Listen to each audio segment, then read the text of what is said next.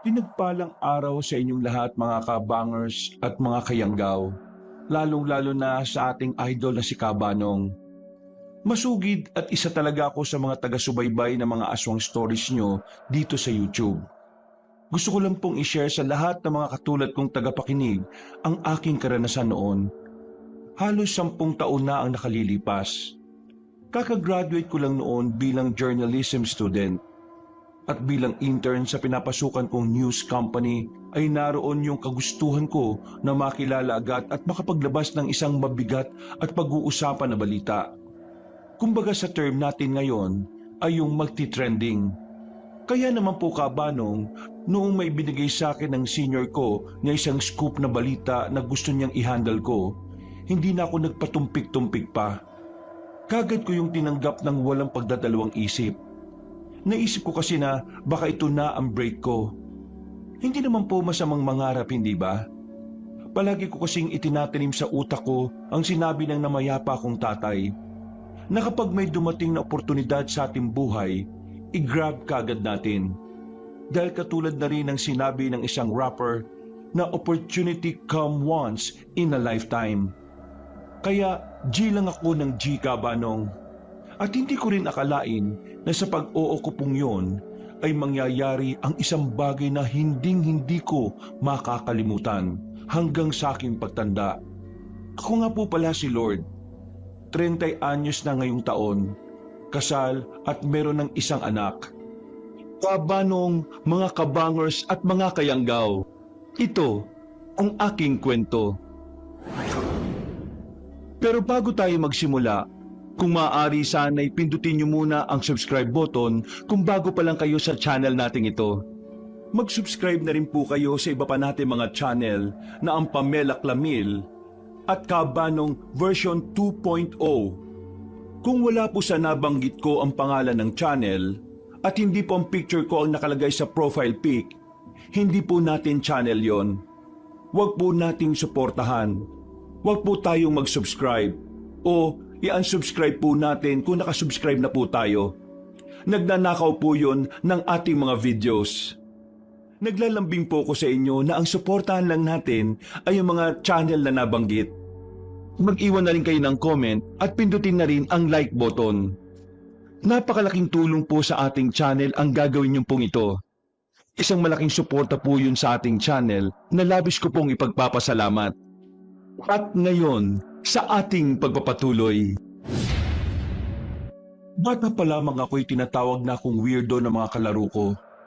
Kahit nga mismong kaanak ko ay ganun na rin ang tingin sa akin, Kabanong. Noon kasing bata ko, marami po akong nakikita na hindi nakikita ng ordinaryong mga mata. Mga nilalang na hindi dapat nandito sa mundo natin. Mga itim na aninong sumusunod-sunod sa iilang tao. Mga malalaking kamay na pasulpot-sulpot at biglang nawawala. At ang pinakamalala ay ang itsura ng isang halimaw na hindi ko alam kung totoo nga ba o imahinasyon ko lang. Noong minsang nilagnat ako noon, tandang-tanda ko pa na sinabi ng magtatawas na gusto raw akong kunin ng engkanto dahil sa kakayahan ko. Dahil dito ay nag-decide ang mga magulang ko na ipasara ang aking third eye. Hindi ko pa po talaga alam noon ang tungkol sa bagay na yon. At matapos akong gamutin ng isang mahusay na albularyo, simula po noon ay hindi na ako nakakakita ng mga hindi pangkaraniwang bagay. Masaya ako tungkol sa bagay na yon, Kabanong. Pero kung minsan, lalo na ngayong nasa tamang edad na ako, mas ginusto ko na ang maibalik ang aking third eye. Pero syempre po, may pag-aalangan pa rin. At hindi ko akalain na ang nagtatago kong kakayahan na yun noon, ang bagay na inalis sa akin ng albularyong yon, ay makakatulong din pala sa akin kalaunan. 10:30 ng gabi, pauwi na ako galing sa birthday ng katrabaho kong si Lino. Pagdating sa kanto ng aming lugar, ay naglakad na lang ako papasok dahil wala na ang mga tricycle ng ganoong oras. Pagdating ko sa madilim na iskinita, napahinto ako saglit. Pinagmasdan ko ang nag-iisang poste na pinakagitna ng daan. Aandap-andap kasi yun, kaya napa-sign of the cross pa ako. Kaya ayaw kong umuwi ng ganitong oras eh. Ang kulit kasi nitong sila Lino eh. Tapos, Hindi naman pala ako ihahatid pa uwi. Ay nako, reklamo ko ng reklamo. Ginusto ko rin naman to. Nagtuloy-tuloy na ako sa paglalakad hanggang sa makarating sa gitna ng iskinita. Pagtapat ko mismo sa poseng may aandap-andap na ilaw, ay bigla naman yung namatay at hindi na sumindi pa. Dahil dito ay binalot ng kadiliman ang buong lugar. Binuksan ko kagad ang cellphone ko at ginamit ang torch. Hanggang sa biglang magkahula ng aso mula sa hindi kalayuan. Nagpatuloy naman ako sa paglalakad hanggang sa makaalpas sa madilim na iskinita. Nang paliko na ako ay may bumungad na matandang babae sa akin. Maliit lang siya at alam kong hindi siya taga rito sa amin. Matalim siya kung makatitig. May bitbit na sirasirang tungkod na mahina niyang hinampas sa daan habang nakatitig sa akin. Magandang gabi po. Ano maganda sa gabi? Kundi ko naman siya katabi. Ay, hala, humugot pa si Lola. Bakit mo pinasara ang ikatlo mong mata? Po? Ikatlong mata? Ako po si Vincent ng Ghost Fighter. Kailangan mong mabuksan ulit ang ikatlo mong mata. Magagamit mo yan sa paparating na panganib. Mawalang galang na po, Lola. Kailangan ko na pong umuwi. Bago ko pa matapos ang pagsasalita, ay kumapit siya sa mga braso ko. Sinubukan kong piglasin ang kamay ko, pero nagulat ako dahil para yung kamay ng maskuladong lalaki. Nang mapatingin ako sa kanya, ay tila mas lalong tumalim ang kanyang mga mata. Hanggang sa mas lalo pang humigpit ang pagkakakapit niya sa mga braso ko.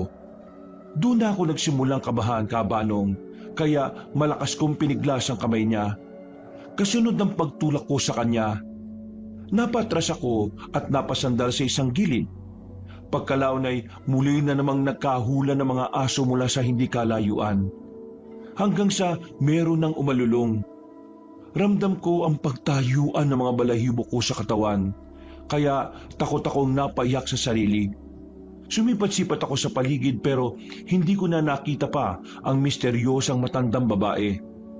Lumingon din ako sa pinanggalingan kong iskinita, pero wala rin siya roon.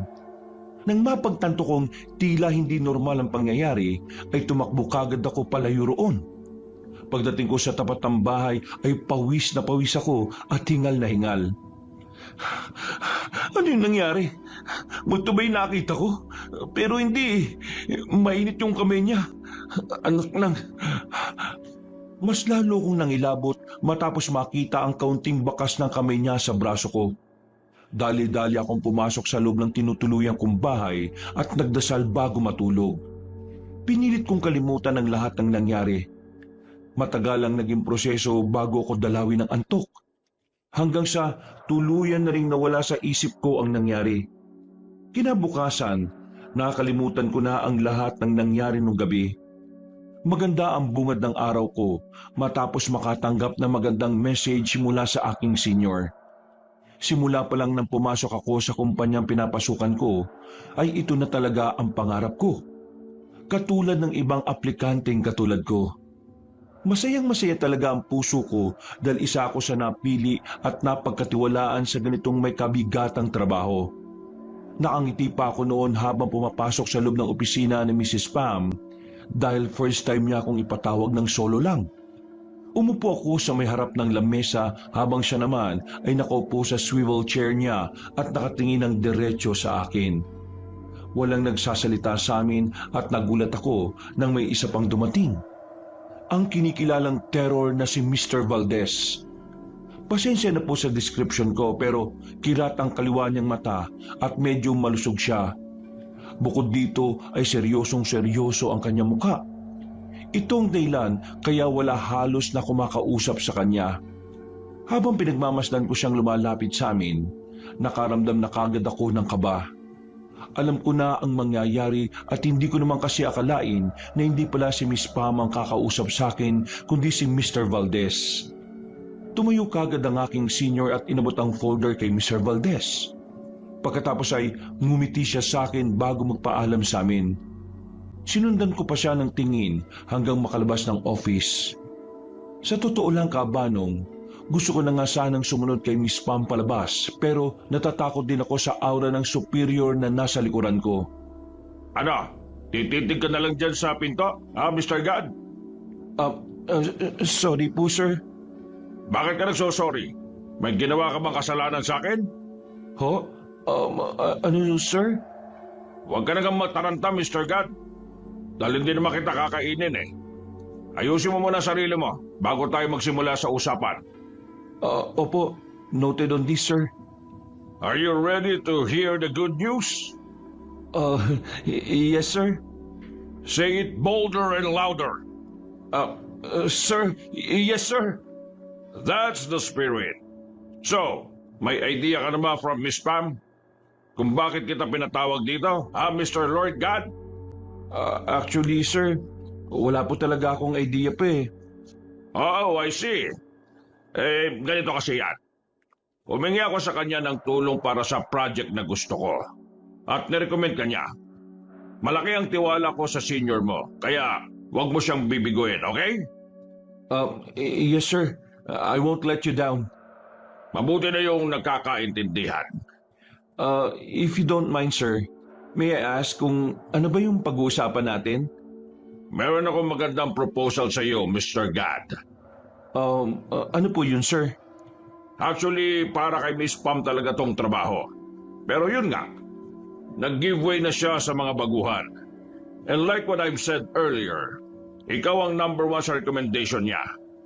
Dahil naniniwala siya, katulad ko, na kayo mga baguhan ang magpapatuloy ng mga nasimulan namin bilang inyong mga senior at superior niyo. So I have this proposal. Meron akong isang article na gusto kong i-handle mo. It's an interesting story, by the way. Talaga, sir? Ako po talaga mismo? Yes, ikaw mismo. Bakit? Ayaw mo? Let me know. Kung ayaw mo para hindi na humabang discussion natin. Hindi. Gusto ko, sir. Bilang isang intern po, nakakatuwa na malaman at marinig galing sa inyo na superior at kay Miss Pam na senior ko na pagkakatiwalaan niyo ako sa ganitong klaseng project. It's an honor, sir. It's really an honor po talaga. Sorry kung medyo exaggerated pero na-excite lang talaga ako. Well, good to know. Pwede na ba akong magpatuloy? Yes, sir. So, as I heard from Miss Pam, nakikita niya raw yung passion mo sa ginagawa mo. Hindi ka katulad ng ibang intern na nakaupo lang sa isang tabi tinihintay na tawagin sila. At kung na naman siya, yung mga katulad mo dapat ang binibigyan ng break. Kaya ito na yon. So, galingan mo, ha? Ano po ba yung gagawin, sir? Tama nga si Miss Pam, na you are so eager to learn. Kaya tama lang din ang desisyon ko na ako mismo ang kumausap sa iyo. But the question is, kakayanin mo ba kahit hindi mo pa alam? Yes, sir. Kayang-kaya ko po yan, sir. Very good answer. Kapag natapos mo itong project na ibibigay ko sa iyo, magiging regular ka na dito. At baka ikaw pa ang kauna-unahan na magiging pinakabata naming empleyado kung nagkataon. Ako, thank you po, sir. Salamat sa tiwala. Aayusin ko po itong first big project ko. Pwede ko na po bang malaman kung ano yung project, sir? Yes. You will become a traveler, Mr. God. Pupuntahan mo ang isang liblib na sitio kung tawagin ay Nayon sa bandang Visayas. Yung lugar na yon ay marami raw ipinagbabawal. At yon ang aalamin mo. Aalamin ko kung ano-ano yung mga pinagbabawal sa sinasabi niyong liblib na Nayon, sir? Of course. Hindi mo lang aalamin kung ano-ano mga bawal. You have to also know kung bakit. At kung paano ito nagsimula. Sino ang nagpauso and so on and so forth. Blah, blah, blah, blah. Parang interesting nga nun, sir. Saka parang ang misteryoso, Nakakaintrigang ang malaman yan. So interesting and mysterious, right? Dahil tiwalang-tiwala sa iyo si Miss Pam, naniniwala rin ako na maganda ang kalalabasan ng project na ito. So, ano masasabi mo, Mr. God? Any violent reaction? Wala po. Thankful nga ako, sir, Thank you for trusting me with this kind of project. Katulad nga po na sinabi ko kanina, I won't let you down, especially si Miss Pam. That's the fighting spirit, Mr. Gat. Ngayon pa lang ay salamat na sa pagtanggap. You can start next week right after makumpleto ng mga kailangan mo sa biyahe. Kasi magtatagal ka ron ng almost 1 week, kaya dapat prepared ka. Huwag mo rin po problemahin ang gagastusin dahil sagot naman to ng ating company. Noted on this, sir. Thank you po ulit. Okay, dismiss. Dahil sa nangyari ay naging magandang takbo na maghapon ko sa trabaho. Masigasig akong nagtrabaho at tuluyan na nga pong nawala sa isip ko, Kabanong, yung nangyari nung gabi patungkol sa engkwentro ko roon sa misteryosang matandang babae. Pagka-uwi sa apartment ay agad kong ibinalita sa pinsan kong si Elijah ang magandang balita na natanggap ko nga sa trabaho. Isa naman siyang self-acclaimed photographer pero ang trabaho niya talaga ay isang virtual assistant. Pero ngayon ay may mga racket siya sa photography at naabutan ko siya na busy sa pag-i-edit ng picture sa high-end niyang laptop. I have a good news, cuz. Last time na sinabi mo ang good news, hindi talaga good news eh. So, hindi muna ako mag-expect. Panira naman kaagad to. Pakinggan mo muna kasi ako. At hindi ka maniniwala sa sasabihin ko, cuz. Eh di wag mo nang sabihin, kung alam mo naman palang hindi ako maniniwala. Ano ka ba? Bahala ka na nga dyan. Uy, biro lang. Sabi mo na, sige na, makikinig ako. Di ko naman kaagad eh. Sige, makikinig ako habang nag-edit ako ng pictures. Eh kasi, may ibinigay sa akin big project doon sa pinagtatrabuhan kong company. 1 week free travel, cuz. Free, as in free. F-R-E-E. Ay nako, I feel bad for you, cuz. Nakakapag-travel ka lang kapag may pinapapuntahan sa'yo yung company nyo. Joke! Hindi, nice yan ha. It means big break na yan. Yes man, big break ko na ito. At mismong si Mr. Valdez yung nagsabi. Superior namin siya. Na kapag inayos ko tong work ko, madali ako mariregular. Anong itsura ng superior nyo na yan ha? Mataba ba? Malaki tiyan? Kiratang mata? Sus, nagpapaniwala ka sa ganong tao. Malalakas mang kuto yung mga yun. Cause I tell you.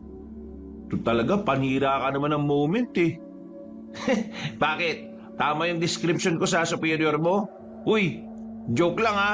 Napipikong ka kaagad eh. Tungkol pa saan yung project na gagawin mo? Tungkol to sa isang liblib na nayon sa Visayas na maraming pinagbabawal. Pinagbabawal na ano-ano? Yun nga ang aalamin.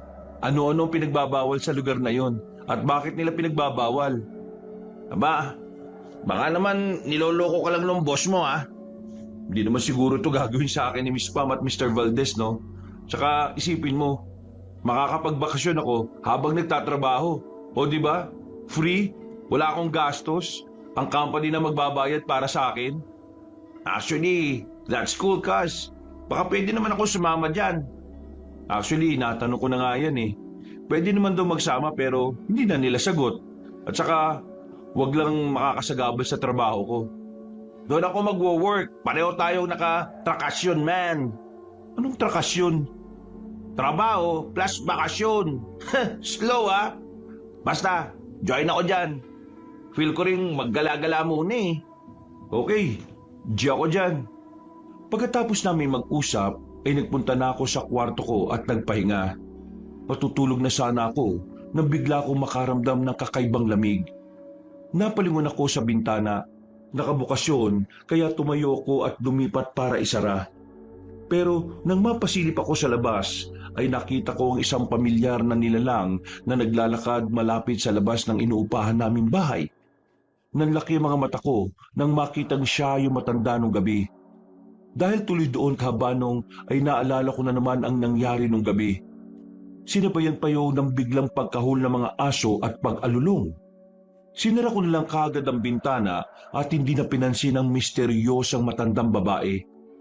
Nagdasal ako at pinilit na mawala siya sa isip ko hanggang sa hindi ko na namalayang nakatulog na ako. Pasado 12:30 ng hating gabi, naalimpungatan ako. Lumabas ako ng kwarto at nagtungo sa kusina para uminom ng tubig. Pagbukas ko ng ilaw ay nagulat ako dahil nakabukas ang bintana Sinara kasi namin yon dahil may mga pusang pumapasok at nangunguha ng ulam sa lamesa. Napaismid ako dahil nagkalat na nga sa mesa ang natira naming ulam. Dinampot ko yun at inilagay sa lababo. Nang pabalik na ako para isara ang bintana, ay nakita kong nakauwang ng kaunti ang gate. Walang yang Elijah to. Hindi na naman isinara na maayos yung gate eh. Napapakamot ako sa ulo dahil sa inis. Pagkatapos ay nagtungo ako sa kwarto ng pinsan ko para pagalitan siya. Pero wala siya roon. Madalas kasing lumalabas ng gabi si Elijah para makipag-inuman sa mga kaibigan niya at lagi niya talagang iniiwan ang gate ng ganon. Mabuti na lang at hindi kami natitsyempohan na magnanakaw.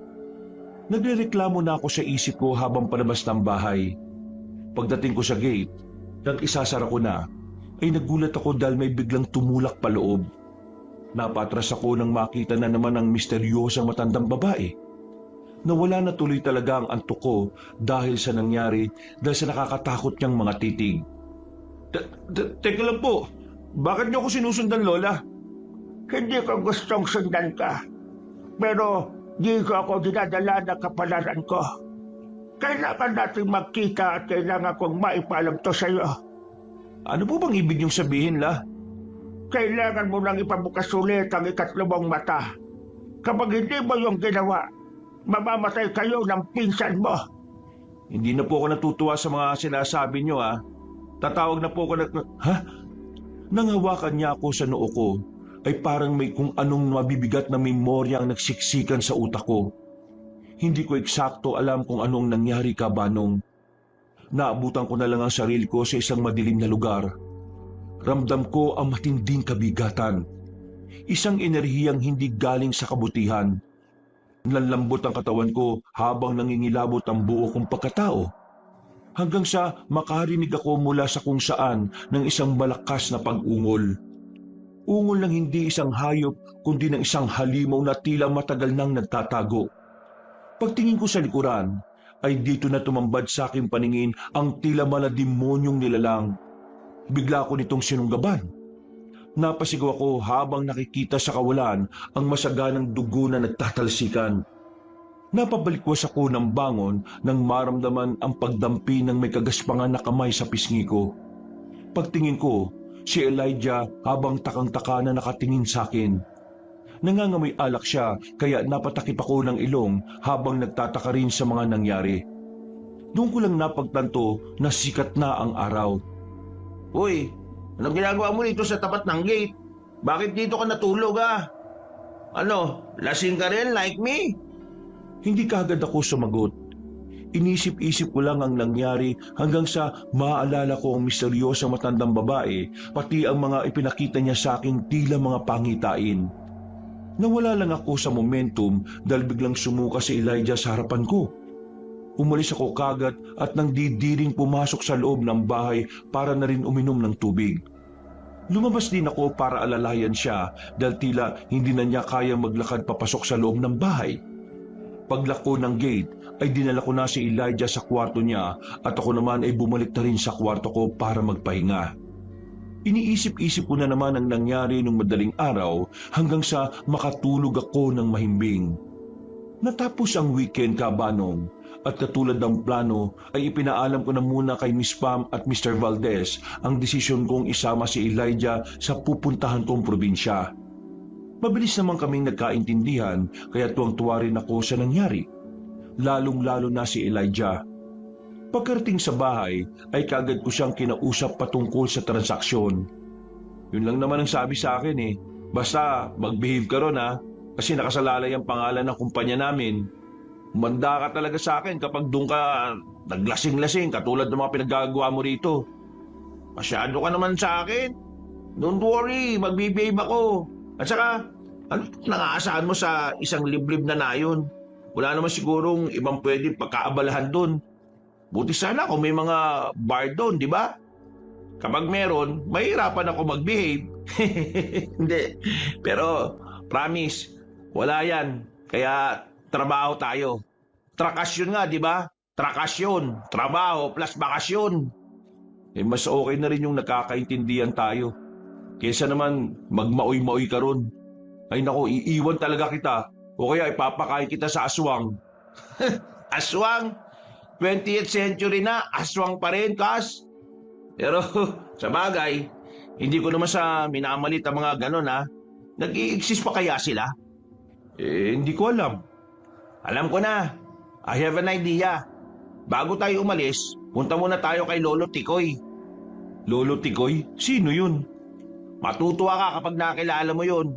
Lolo siya ni Janice. At doon kasi ako palagi nagpapaalam kapag nabiyahe kami papuntang probinsya. At sino naman si Janice? Girlfriend ko. Ha? May girlfriend ka? Bakit di ko alam? Ewan ko sa'yo. Magkasama lang naman tayo sa bahay eh. Sasama nga yun sa atin. So bali, 3 tayo magpupunta ron sa sinasabi mong liblib na nayon. Okay, sige. Nawiwindang ako sa iyo kasi. O siya, sige. Daanan na lang natin yung Lolo Tikoy ng umaga bago tayo tumuloy sa pag-grocery ng mga dadalhin natin sa probinsya. Noted. Magpapahinga na rin ako. Pero kakausapin ko na muna si Janice ha. Ipapakilala ko naman sa iyo yun kapag magkakasama na tayo. Abay, dapat lang. Alam mo, para tayong hindi magpinsan eh at hindi magkasama sa bahay. Hindi ko man lang alam na nagkaroon ka na pala ng girlfriend, langya ka. Puro ka kasi work eh. Ewan ko sa'yo. Bahala ka na nga dyan. Mabilis na lumipas ang oras. Dahil na rin siguro sa sobrang pagka-excite ko, hindi ko na malayang madaling araw na pero gising pa rin ako. Nagpunta ako sa kusina para uminom nang makita ko na naman ang pusa na laging nangunguha ng ulam sa amin. Sinuway ko ito hanggang sa tumakbo at tumalon sa bintana. Sinara ko rin kaagad ang bintana at muling napadungaw sa bandang gate. Nang maalala ko nangyari nung isang madaling araw, ay gumapang na naman ang kilabot sa buo kong katawan. Nagmadali ako pabalik sa kwarto at nagdasal bago matulog. Sa awa ng Diyos ay wala naman nang nangyaring kababalaghan hanggang sa sumapit na ang araw ng pag-alis naming magpinsan. Bago kami tumuloy sa supermarket para bumili ng mga kailangan namin, nagbiyahe na muna kami papunta at sinundo si Janice. Pagkatapos ay nagtuloy-tuloy na rin papunta sa bahay na sinasabi nilang si Lolo Tikoy. Naabutan namin ng matandang lalaki na nagpapausok sa labas ng kanilang bahay. Lolo, magandang umaga po. Wow, Lolo na talagang tawag niya. Parang siya yung apot, hindi ikaw ha Janice? Bumati ka rin kay Lolo Tikoy, uy, Kas. Ay, magandang umaga rin mo sa inyo, Lolo. May dala ho kami ni na Janice at Elijah na kaunting pagkain para sa inyo. Napadalo yata kayo. Hindi ba kayo busy sa mga trabaho niyo? Halina kayo at pumasok muna kayo. Mausok dito sa labas. Pumasok nga kami sa loob ng munting bahay ni Lolo Tikoy, kung saan ay agad na bumungad sa paningin ko ang mga bote-bote sa estante na may laman ng mga ugat, halaman, langis at kung ano-ano pa na ginagamit niya siguro sa panggagamot. Ayon kasi kay Janice, habang nagkukwentuhan kami sa sasakyan, isa raw manghihilot, albularyo at antingero ang lolo niya at kilalang kilala sa lugar na yon. Habang nakatingin ako sa mga gamit, ay nahapiwan ko ng tingin na matandang Ginoo. Doon ako nagulat dahil tila titig na titig din siya sa akin. Para bang sinusuri niya pati ang kaluluwa ko. Umiwas na lang ako ng tingin at nakunwaring wala lang ang lahat. Ano ang sadya niyo at napadalaw kayo sa akin? Hindi ba kayo abala sa mga kanya-kanya niyong trabaho? Ha, Janice, Elijah, at ikaw... Lord po. Lord po ang pangalan ko, Lo. o siya. Anong kailangan niyo sa aking tatlo? Pumunta po kami dito para magpaalam sa inyo, Lo. Hindi po ba nakasanayan na namin itong si Janice na magpaalam sa inyo? Nagpupunta kami sa probinsya. Ay, akala ko naman magpapakasal na kayo ng apo ko. Pupunta lang pala ulit kayo sa probinsya. Hindi pa po. Matagal-tagal pa po kami magpapakasal. Sasamahan lang kasi namin tong pinsan ko ron sa trabaho niya. Bali sa probinsya kasi siya na destino eh. Parang ganun po. Pero 1 linggo lang naman kami. Teka. At saan ba ang probinsyang pupuntahan ninyo? Sa Visayas po. Tawid dagat po yun at doon po yung coverage ng project na gagawin ko. Katulad po ng narinig nyo, mga 1 linggo po siguro kami na mamamalagi doon ni na Janice at Elijah. Hanggang sa makakuha na po ako ng sapat na information sa lugar na yon. Kailangan ko po kasing malaman kung bakit maraming pinagbabawal doon sa isang nayo na pupuntahan namin. Maraming ipinagbabawal? Habang nagkakatinginan kami ni Lolo Tikoy, mas lalo akong naiilang sa kanya. Hindi ko lang ipinapahalata sa dalawa kong kasama dahil ayaw kong magkaroon ng hindi pagkakaunawaan. Ramdam ko na merong gustong ipahiwatig sa akin na matandang lalaki. Kabanong, ramdam ko na merong gustong ipahiwatig sa akin na matandang lalaki, Kabanong. Pero pinipilit kong maging kalmado ng mga oras na yon. Sinikap ko pa rin makipag-usap ng maayos kahit hindi na talaga ako komportable. Lolo Tikoy, may problema po ba? Sigurado ba kayong ligtas ang lugar na yan? Po? Ano pong ibig niyong sabihin? Ang ibig kong sabihin ay baka hindi ligtas ang lugar na yan. Marami na akong alam sa lugar na yan na maraming pinagbabawal. At kapag ganon, siguradong may sinatagong lihim ang lugar na yon. Yun nga po ang catch doon, Lo. Ang ibig ko pong sabihin yung exciting part sa trabaho nitong pinsan ko. Ang angas po no? Excite, angas, magiging maangas ka pa kaya kapag nakatagpo ka ng hindi pangkaraniwan sa lugar na yon. Lolo naman, biro lang. Ano pong klase yung hindi pangkaraniwan? Katulad ng aswang. Ho? Aswang ho? Aswang. Kalimitan sa mga nayon o baryo na marami ipinagbabawal ay naglipa na mga ganong uri na kampo na kadiliman. Lolo naman talaga Huwag niyo naman po kaming takutin nila Janice at Lord sa mga ganyan-ganyan. Hindi ko kayo tinatakot. Binibigyan ko lang kayo ng ideya sa maaari niyong makadaupang palad sa lugar na yon. Lalo na at mga dadayo lang kayo. Kaya may mga pinagbabawal sa lugar na pupuntahan ninyo. Ibig sabihin ay meron silang mabigat na mga dahilan. Kaya nga po yun ang aalamin nitong pinsan ko Ang astig nga po talaga, di ba? Para siyang mag-aala Detective Conan. Nagpatuloy pa sila sa pag-uusap ni Elijah, pero hindi na ako sumabat pa at hindi ko na rin masyadong pinakinggan ang pangungulit at pagbibiro ng aking pinsan, Kabanong. Ina-analyze kong mabuti ang mga sinabi ni Lolo Tikoy dahil tama naman siya. Hindi namin alam kung sino-sino o ano-ano ang makakasalumuhan namin sa liblib na lugar na yon. Sa lalim ng iniisip ko, ay nauwi na naman tuloy ako sa pag-alala sa misteryosang matandang babae. Katulad kasi ni Lolo Tikoy, tila nag-iiwan din kasi ang taong yon ng babala sa akin. Nauglot lang ako nang makitang may inabot na sa amin ng matandang lalaki. Isa itong kakaibang uri ng kwintas dahil ang mismong pendant nito ay parang maliit na bote. Tapos ang chain naman nito ay yung simpleng itim lang na panali para talaga sa mga kwintas. Sa loob ng nasabing bote ay may kulay dilaw na likido na hindi ko alam kung ano. Kung hindi kayo magpapapigil, eto, tanggapin nyo na lang to. Ano po ito? Importante ang kwintas na yan at ako mismo ang gumawa.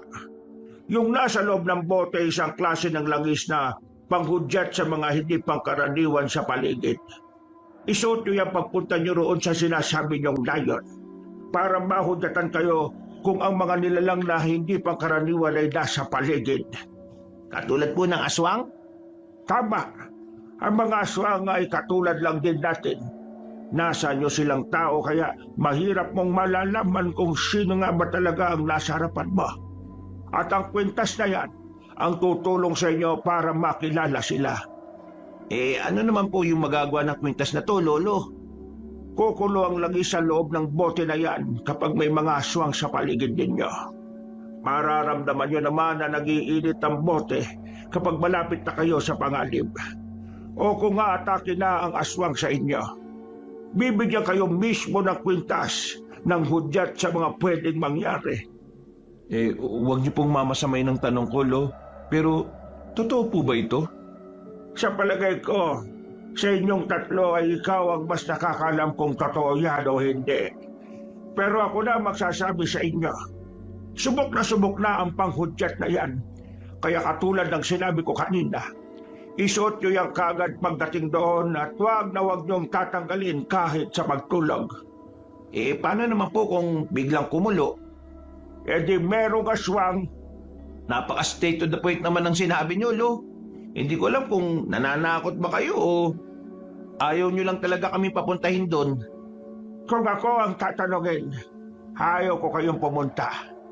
Pero hindi ko naman hawak ang desisyon ninyo. Ngayong may ideya na kayo kahit papaano, nasa inyo pa rin naman kung tutuloy kayo o hindi. Marami-rami pa rin kaming pinag-usapan.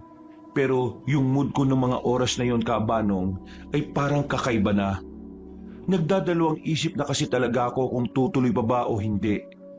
Ayaw kong ma-let down si Miss Pam at Mr. Valdez. Pero natatakot na rin naman ako pagkatapos ng mga sinabi ni Lolo Tikoy.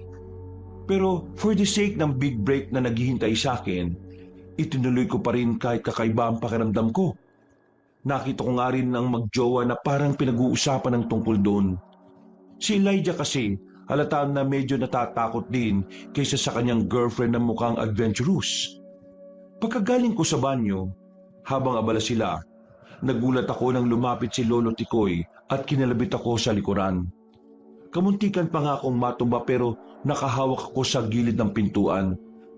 Ay, kayo po pala, Lo. Okay ka lang ba? Opo. Bakit nyo naman po naitanong? Mas makakatulong sa lugar na pupuntahan nyo kung ibabalik mo ang sarili mo sa dati. Ho? Ano pong ibig niyong sabihin, Lo? Tulad noon, mas okay kung hindi mo na lang sila nararamdaman. Iba pa rin kapag nakikita mo sila. Gusto mo ba nagisingin ko ulit ang ikatlumang mata? Po? Kunin mo tong maliit na karapon. Kung desidido ka na, pwede mo yang inumin anumang oras mong gustuhin. At kapag naubos mo yan, magigising na ulit ang ikatlumang mata. Yung mga nakikita mo nung bata ka, makikita mo na ulit sila ngayon at hindi mo na lang mararamdaman. Sa totoo lang, hindi naman dapat natin kinatatakutan ng pagkakaroon ng ikatlong mata. Dapat ay sinasanay natin ang ating sarili at iniensayo patungkol dito. Dahil malaki ang tulong nito sa ating pagkatao. Hindi yan ibinigay sa iyo ng may kapal ng wala lang. Kaya gamitin mo. Tas, ang tagal mo naman magbanyo. Tara na! Aalis na tayo dahil mamimili pa tayo. Yumukod na lang ako kay Lolo Tikoy at kaagad tumalikod. Nang makalis na kami sa bahay niya, ay hawak-hawak ko pa rin ang maliit na garapong may laman ng kung anong mahiwagang inumin. Mas lalo lang tuloy na dagdagan ang iniisip ko. Hanggang sa pamimili namin ng mga pagkain, ay hindi ko mapigilan na hindi isipin yung mga sinabi ni Lolo Tikoy. Mabilis ang naging biyahe namin sa baryo. Pagkababa namin sa pier, ay salitang kaming nagmaneho ni Elijah papunta sa mismong bayan at sa dulo pang pantalan. Doon namin iniwan ang sasakyan at ipinabantay na lang sa mga taga roon. Hindi na kasi yun maitatawid. Sumakay pa kaming tatlo sa maliit na bangka at yun naman yung sasakyan namin para makarating na kami doon sa sinasabing liblib na nayon. Halos inabot ng 1.5 oras ang biyahe at inabala na lang namin ang aming mga sarili sa pagkuha ng mga larawan. Dahil napakaganda talaga ng kapaligiran. Nakaka-refresh, Kabanong. Pero sa kabilang banda ng isip ko, nakakatakot. At dahil mahaba-haba ang biyahe, habang busy rin sa paglalambingan sina Elijah at Janice, nakipag-usap na lang ako kay Kuya Jack na isa sa 2 bangkero. Tinanong ko kung naghahatid sila ng pasahero kahit gabi na. At yun nga, sinabi nilang hindi na. Kung tutuusin, ay hindi na nga nila ako sinagot ng direkta patungkol doon. At nakaramdam ako ng kakaiba noong binatuhan niya ako ng makahulugang tingin. Para bang merong gustong sabihin sa akin si Kuya Jack pero hindi niya maituloy-tuloy dahil tila nag-aalangan din siya sa kasamang si Kuya Ross. Napapansin ko kasi ang palitan nila ng mga tingin na para bang nag-uusap sila sa mga mata. Isinantabi ko ang mga yon at nagpatuloy sa pakikipag-usap. Hanggang sa natanong nga sa akin ni Kuya Jack kung ano ang pakay namin sa kabilang isla. Work-related po, Kuya Jack. Doon kami mismo pupunta sa liblib na nayon. Kailangan ko kasing malaman kung bakit marami ipinagbabawal sa lugar na yun eh. At kung ano-ano pa yung mga ipinagbabawal doon. Baka may ideya kayo, Kuya Ross. Nakita kong nagkatinginan muna sila bago magsabing wala silang alam tungkol doon. Nirespeto ko naman ang mga sagot nila kahit alam kong hindi sila nagsasabi ng totoo. Iniba ko na lang ang kwento hanggang sa mabilis ang paglipas ng oras. Pagkababa namin sa bangka, bitbit ang 2 bag at isang maleta, agad na ding umalis yung bangka. Hindi man lang sila nagpahinga at saglit lang ay nagpaalam na kagad sila sa amin. Pansin ko talaga ang pagmamadali nila na parabang iwas na iwas kahit nasa isla pa lang kami. Pinaalala ko na lang sa kanila ang bilin ni Lolo Tikoy na isuot kagad ang panghudyat na kwintas. Ginawa nga namin yon pero hindi namin ipinahalatang nakakwintas yun sa amin. Ang ganda rito ah. Napakatahimik at probinsyang vibes. Oo nga. Pero ano na ang next move? Meron na ba tayong matutuluyan dun sa nayon? Wala pa kasi. Pero maaga pa naman. Makakahanap pa tayo ng paupahang pagdating doon. Ang sabi sa akin, sasakay pa raw ng tricycle kasi nandun yung sa bundok bande. Pwede bang dito na lang kami ni Janice? Ha? Kayong bahala. Joke lang. Tara na. At yun yung tricycle oh. Nakatingin na kaagad sa atin yung driver. Sumakay na nga kagad kami at nagbiyahe na ng 5 minuto papunta sa mismong nayon. Mas lalo palang maganda ang lugar at talagang napakatahimik. Kaya tuwang-tuwa ko. Nawala na nga sa isip ko kabanong ang mga agam-agam patungkol sa lugar. Naglakad lang kami ng kaunti hanggang sa isang parang toll gate na madadaanan namin bago kami makapasok talaga doon sa mismong nayon. Isang tila tanod na matandang lalaki ang nagpahinto sa amin na makalagpas doon. Alam naman na dayo kami at ininspeksyon lang ang mga gamit namin dahil nga may mga bawal sa lugar. Nagkatinginan na kagad kaming magpinsan at inuna ko ng tinanong ang Ginoong nagpakilalang si Mang Taher. Pero hindi niya ako sinagot patungkol sa kung ano-anong mga bawal sa kanilang nayon. Nagtanong na lang kami kung saan po pwedeng makahanap ng uupahang bahay sa loob ng 1 linggo. At itinuro niya kagad kami sa isang lugar. Habang tinatahak namin ang daan papunta roon sa tinurong bahay sa amin ni Mang Taher, kapansin-pansin ang ilang kabahayan na nadaraanan namin. Dahil halos lahat ay maliliit lang at pawang may mga gate talaga. Kaya tama ang sinabi ng Ginoo sa amin na hindi kami mahihirapan na mahanap ang tinuro niyang bahay. Nag-iisa lang ito roon na bahay na bato, ang bahay ni Aling Ivera.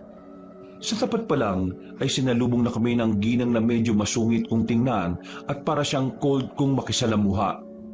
Magandang araw po. Kayo po ba si Aling Ivera, yung may-ari nitong bahay? Ako nga. Nirekomenda po kasi kayo ni Mang Taher, yung parang tanod dun sa entrance ng nayon. Anong inyo? Mangungupahan po sana kami. Ilang araw? Hanggat maaari ho sana kahit mga 1 linggo lang po. 1 linggo? Ano bang pakay nyo sa lugar na ito? Magbabakasyon ba? O may iba pa kayong dahilan? Work-related po. May kailangan po siyang alamin dito sa lugar na to Katulad ng kung ano-ano mga bawal. May ideya po ba kayo? Huy, Leja, mayos kang ha? Tinutulungan na nga kita para mapadali ang trabaho mo. Bakit kailangan malaman kung ano-ano ang bawal sa lugar na ito? Baka mamaya manggugulo lang kayo sa mga taga-nayon. Ay naku, hindi po, Aling Ivera. Hindi ho ganun ang mangyayari. Magtatanong-tanong lang ho kami sa ilang mga taga rito. Katulad nyo. Pero wala naman hong sapilitan na mangyayari sa gagawin kong pag-i-interview. Sigurado na ba kayo sa pakay ninyo? Oho. Hindi nyo alam kung ano ang pinapasok nyo rito sa nayon. Pero sana, huwag kayong magdadala ng kaguluhan dito sa lugar namin. Masyado ng maraming problema ang mga tao rito, kaya huwag na sana kayong dumagdag pa. Wala naman ho kaming intensyon na manggulo, Aling Ivera. Mabuti kung ganon. 2,500 na lang ang babayaran nyo sa buong linggo ng pananatili nyo sa bahay na ito. Libre na rin ang tubig at kuryente. Wow, ang mura naman ho. Hindi naman importante sa amin ang pera rito. Ang payo ko lang sa inyo, kapag sumapit na ang gabi, mas makabubuti kung hindi na kayo lalabas. iwasan nyo na rin ang pagbubukas ng bintana at pagsisindi ng ilaw, lalo na kung hating gabi na. Hindi po kami pwedeng gumamit ng ilaw sa gabi? Bakit to? Yon ang patakaran dito. Siguro isa yun sa mga bawal dito. I-note mo na kagad, Kas. Para naman yun sa kaligtasan ninyo. Ganon kasi ang gawin namin ng mga tao dito sa nayon. Kaya sinusunod yun ng kahit na sino rito at walang lumalabag. Mga bata man o matanda. Ang weird pero ang cool at the same time. Ano bang mangyayari kung di kami sumunod? I'm not saying na hindi kami susunod baka sakaling makaligtaan lang, ganon. Haharapin nyo ang panganib kapag sumuway kayo. Mamili lang kayo sa dalawa. Pipiliin nyo ang madilim pero mapayapang gabi o ang maliwanag pero malapit sa kapahamakan. Huwag po kayo mag-alala, Aling Ivera. Susunod ho kami. Pangako po. At pasensya na kayo dito sa pinsan ko Mabuti't nagkakaintindihan tayo. Sige po, salamat po. Bukas ko na lang kukunin ang bayad sa inyo para sa upa. Magpahinga na muna kayong tatlo. At kung maaari din sana'y magsarado kayo ng maigi lalo na ng pinto at mga bintana. Siguraduhin yung nakalak ang mga ito. Wag niyong iiwan na bukas ang kahit na alinman sa mga yan, lalo na kapag gabi na. Kung may marinig man kayo sa labas, ay wag niyong papansinin. Wag na kayong maging mausisa kapag lumubog na ang araw. Opo, sige po. Naintindihan po namin. Uulitin ko. Manatili kayo sa loob ng bahay na ito sa pagsapit ng dilim. Sundin niyo ang mga sinasabi ko at hindi kayo mapapahamak sa loob ng 1 linggong pananatili niyo rito. May mga tanong pa ba kayo? Wala na po. Kung ganun aalis na ako. Magkita na lang tayo bukas. Pag-alis ni Aling Ivera, nagkatinginan na lang kaming tatlo. Kabadong-kabado talaga ako pero nang makita kong nagtatawanan sina Elijah at Janice, ay napakunot na lang ako ng noo. Ginagaya-gaya pa kasi nila ang ekspresyon ng mukha ng ginang kanina. Napailing na lang ako sa kanila, Kabanong, at pinilit na mag-relax. Naganda na kami para sa hapunan. At dahil nga sa hindi po pwedeng gumamit ng ilaw sa gabi, 5:30 pa lang ng hapon ay kumain na kami ng hapunan. Hindi na rin ako lumabas at nag-ready na lang ng mga kakailanganin ko bukas. Maya-maya pa, habang sumasapit ang dapit hapon, napasilip ako sa bintana. Pinagmasdan ko ang ilang bahay na kita mula roon. Napansin ko ang ilan ay nagsasara na nga ng mga bintana katulad ng sinabi kanina ni Aling Ivera. Nang magawi ako sa kabila, nakita ko sa bakuran sina Elijah at Janice na naglalampungan na naman. Napakunot na lang ako ng noo at saka isinara ang bintana at kinandado bago hawiin paloob ang kortina. Lumabas ako para sitahin ang dalawa. Ilang minuto na lang kasi ay mag-aalas 6 na ng gabi. Uy! Elijah! Pumasok na kayo rito. Papalubog na yung araw Gusto pa nga namin magtambay sana Kahit ilang minuto lang naman. Narinig niyo naman yung sinabi ni Aling Ivera, di ba? Makinig na lang tayo. Hindi ko na natapos ang pagsasalita dahil mula sa hindi kalayuan ay nakarinig na kami ng malakas na huni ng kung anong hayop. Naggulat kaming tatlo kaya dali-dali kaming tumakbo papasok sa loob ng inuupahang bahay. Pagsara ko ng pinto at pagkakandado, napalingon ako sa magjowa dahil nagtatawanan na naman sila. Anong nakakatawa? Ang kulit kasi ng mga reaksyon nating tatlo Ano kaya yung tunog na yun, no? Hindi naman siya nakakatakot. Actually, nakakagulat lang. Mukhang malaking ibon lang yun Sa mga ganitong probinsya kasi, uso talaga yung mga yan. Pakicheck nyo nga ng mabuti kung nakakandado yung mga bintana lalo na sa kwarto nyo At saka, huwag na kayong gagamit ng ilaw Yung cellphone nyo na lang ang gamitin nyo para hindi malakas. Yes po! Tara na, love. Nagtuloy-tuloy na sila at ako naman ay pumasok na sa kwarto ko. Nag-ayos-ayos ulit ako at sinimulang gawin ang mga ihahanda kong tanong sa kung sakaling sino mang ma-interview ko sa mga taga-nayon. Dahil madilim, ginamit ko ang cellphone. Hanggang sa maya-maya ay nakarinig na naman ako ng kakaibang huni mula sa labas. Napalingon ako banda sa bintana. Dahil malapit lang ang mesa na pinupwestuhan ko, ilang saglit lang ay narinig kong palayo ng palayo ang nasabing huni. Hanggang sa bigla itong mawala. Napakunot ako ng noo, Kabanong, at naisip kong lumapit. Pero ganun na lang ang gulat ko nang biglang may kumalubog sa bintana na parang may tumama rito. Kahit mahina lang yun, ay nagulat pa rin ako. Dahilan para mabitiwan ko ang cellphone. Namatay din tuloy ang torch at dumilim ng husto sa loob ng kwarto.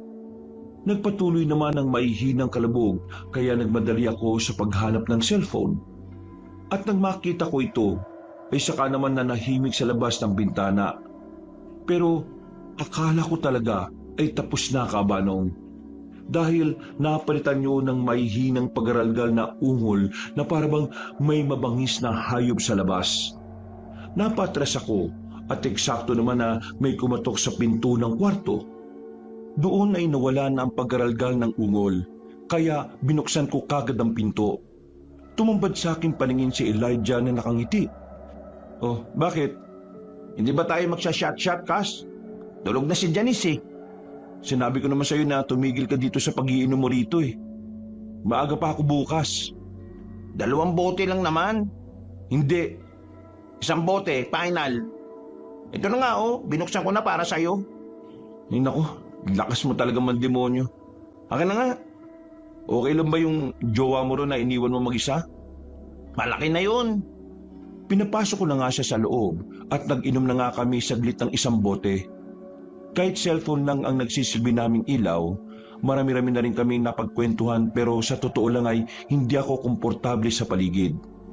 Kaya pumayag na rin ako mag-inom ng 1 bote para makatulog. Nang matapos na, ay natulog na nga ako. Hindi ko na alam kung nagiinom pa si Elijah sa kwarto niya. Hanggang sa mapanaginipan ko na ang bagay na parang ipinakita sa akin noon ng misteryosang matandang babae. Ang nakakatakot na halimaw. Nilalang na parang taong ibon. Dugo ng tao sa paligid at sunog. Napabalikwas ako ng bangon at napatingin sa tapat ng bintana. Narinig ko na parang may kumukutkot doon. Para bang gustong pumasok ng kung sinong nilalang. Sino yan? Shoo!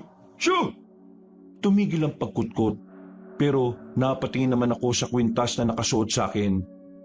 Nakahinga ako ng maluwag dahil hindi ito kumukulo. Natulog na ako pagkatapos nito hanggang sa magtuloy-tuloy na. Kinabukasan, Kabanong, ay maaga kaming nagising ni na Elijah at Janice. Hindi kami ganito kumpara sa lagi naming nakakagawian nung nasa syudad pa kami. Naligo na kami at naganda para sa balak namin gawin nung umagang yon. Balak kasi namin na maglibot na sa paligid para makapagtanong-tanong na rin ako sa mga tao sa nayon. Oh, ang kwintas nyo nasan? Dali nyo rin yun ha. Baka kalimutan yung 2. Don't worry, Cas. Suot namin. Lumabas na kami ng bahay at tinungo na namin ang bahay ni Aling Evera na malapit lang doon. Nagbayad kasi kami ng 2,500 para sa 1 linggong upa sa kanya. Sobrang napakamura noon kung tutuusin kaya ginawa ko ng 3,000. Nagpatuloy na nga kami sa paglalakad.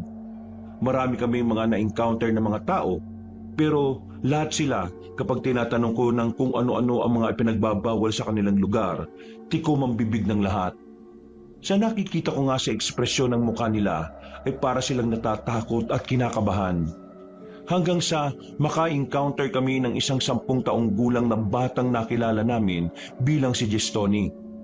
Sa kauna-unahang pagkakataon ay nakakausap din ako ng batang tila hindi takot sa amin. Okay lang ba, Gestoni, kung matanong kita tungkol dito sa nayon nyo? Hindi ka naman busy, di ba? Bilisan nyo lang po kasi baka makita ko ni nanay at mapagalitan ako. Bakit ka naman mapapagalitan? Bawal daw po kasi kaming makipag-usap sa mga dayuhan eh. Ha? Bakit naman bawal? Kasi ano po, di ko rin po alam eh. O sige, pero bukod pa sa sinasabi mong bawal makipag-usap sa amin, ano-ano pa yung mga bawal sa lugar na ito? Ano nga ba yun? Sige lang, Gistoni. Hindi naman tayo nagmamadali eh. Isipin mo lang ng mabuti. Ay, yun po. bawal po ang pagtitinda ng asin dito tsaka kalamansi. Pati nga po, bawang bawal din eh. Hindi ko na po alam yung ibang bawal. Basta, numero 1, sabi po ng nanay ko, bawal kausapin ng mga dayo. Kapag tinanong daw kami, wala kaming sasabihin. Ah, ganun ba? Hindi ko na natapos ang pagsasalita dahil dumating na nga ang nanay ni Gistoni at galit siyang tinawag ito. Hindi na kami umalma dahil baka mapalo pa ang bata. Umalis kami sa lugar na yon at naganap ng karinderyang makakainan. Habang kumakain kami ay medyo naiilang ako dahil takot talaga akong tumikim ng mga pagkain sa ibang lugar. Hanggat maaari nga sana ay sa mga convenience store o fast food na lang, pero wala naman kaming magawa dahil walang ganon sa pinuntahan naming lugar. Sibilisado naman ang mga tao, pero ramdam ko ang kakulangan dito. Pagkatapos manangalian ay nagtungo kami sa bandang beach. Napakatahimik at napakaganda, pero kakaunti lang ang mga tao. Parang kami lang ang nakikita ko. Inabot na kami roon ng 4:30 ng hapon pero halos kami lang talaga ang nakatambay. Hindi na rin muna ako naghanap ng mai-interview dahil sapat na ang mga sinabi ni Gistoni kanina. Nagbe-brainstorming na lang ako sa isip ko at gumagawa ng mas malalim pang tanong kung bakit bawal magbenta ng asin, kalamansi at bawang sa nayon. Hanggang sa mauwi ako sa ideya patungkol sa aswang. Naglalakad na kami pauwi ng mga oras na yon. Oo nga no? Ha? Anong oo nga no? Bigla-bigla ka lang nagsasalita dyan, Kaz. Kasi, sabi ng batang si Gistoni, bawal daw dito ang asin, kalamansi at bawang. Di ba, yun yung mga kinakaayawan ng aswang? Okay, makes sense. Pero, hindi naman nakulutong pintas eh. Yun na nga eh. Natigil kaming magpinsan na pag-usapan yon dahil biglang kumapit sa kanya si Janice. Kitang-kita ko sa dalaga ang takot kaya napaseryoso na rin ako ng mukha. Oh, bakit? Anong problema? Kaz, parang may sumusunod sa likod natin eh. Kanina ko pa nga rin napapansin yun. Pero nakumpirma ko nung sinabi nitong si Janice. Lumingo ka sa likod ng pasimple. Sa bandang kanan, meron kang mapapansin na 2 lalaki na naglalakad. Patago-tago pa nga sila eh. Akala nila eh, hindi ko sila napapansin. Ano, napansin mo rin pala yun, love? Teka, wala naman ako nakikita. Elijah, Janice, baka naman guni-guni nyo lang yun. Meron bang guni-guni na 2 tao nakakita? Bilisan na lang natin sa paglalakad para makauwi tayo kagad. Okay, sige. Nang mapadpad na kami sa mapunong bahagi, ay nakaramdam ako ng kaunting init sa aking dibdib. Pagtingin ko sa kwintas, ay nagulat ako dahil mahina itong kumukulo. Napalingon din ako kay Lord at Janice at ganun din ang sa kanila. Nang magkatinginan kaming tatlo, ay saka namin naunawaan ang nangyayari. Na merong aswang sa paligid at posible ang tinutukoy nilang 2 lalaki kanina ang mga aswang. Mas lalo kaming nagmadali sa paglalakad hanggang sa sumulpot na nga lang sa magkabilang gilid ang 2 lalaki. Sila po kabanong ang sinasabi nila Elijah at Janice na nakikita nilang sumusunod-sunod sa amin. Dahil dito ay mas lalong lumakas ang pagkulo ng mga kwintas namin. Mas uminit din ito kaya naalarma na kaming tatlo. Kitang-kita ko ang takot sa mga mata lalo na ni Janice. Pero kahit kabado ay pinilit kong maging kalmado para hindi kami pangunahan ng takot sa puso. Magandang hapon po. Ano po ang kailangan nyo mga kuya? Kanina nyo pa kami sinusundan ah. Kas, anong ginagawa mo? Nakikipagmatigasan sa mga to. Akala nila porke taga rito sila at mga aswang eh, aatrasan ko sila. Uy, tumigil ka na muna. Ako na makikipag-usap. Pero natigilan na kaming magpinsan dahil narinig namin na pareho nang nagpapakawala ng pagralgal na ungol ang 2 lalaki. At kahit mahina lang yun, ay ramdam ko ang tensyon sa paligid. Wala pa naman kaming kahit na anong dalang pangontra sa mga yun. Kaya kabadong-kabado talaga ako. Ang tanging dala ko lang ay ang pocket size na emergency knife at maliit na espadang krus na nakasuksok sa pitaka ko. Palagi ko yung dinadala kahit saan ako nagpupunta. Pinabasbasan ko pa ito sa simbahan kaya malakas ang pananalig kong sa pamamagitan ng mga ito ay meron akong guardian angel. Nagsimula akong manalangin sa isip habang nakatingin sa dalawang lalaki na namumula na ang mga mata. Parang anumang oras ay magpapalit anyo na sila bilang isang halimaw. Kaya mas lalo kaming natatakot. Palubog pa naman na rin ang araw. Ilang minuto na lang. Mga inayo pa kayo. Tatandaan ko mga mukha nyo. At kapag may nangyaring masama sa pinsan at girlfriend ko, babalik ako kayo. Hinayaan ko na lang si Elijah dahil alam kong kinakabahan na rin siya sa sitwasyon. Lalo na nang tumawa lang sa amin ang dalawang lalaki. Iba na nga ang tawa nila. Para na yung mga demonyo na nanggagaling sa ilalim ng lupa. Nang tila sasalakay na sila sa amin, sa kabutiang palad kabanong ay narinig ko ang boses ni Aling Ivera.